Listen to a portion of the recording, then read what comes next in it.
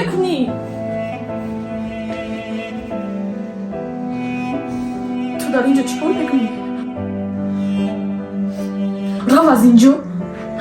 من میدونستم که دل نیت تو خیلی بد است. دفع شو از اینجا.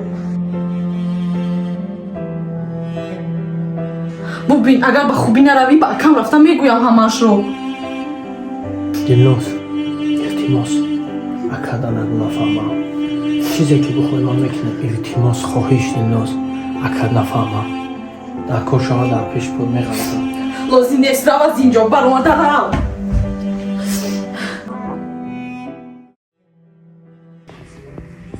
آواز دلنازه بود؟ دلنجی باشد؟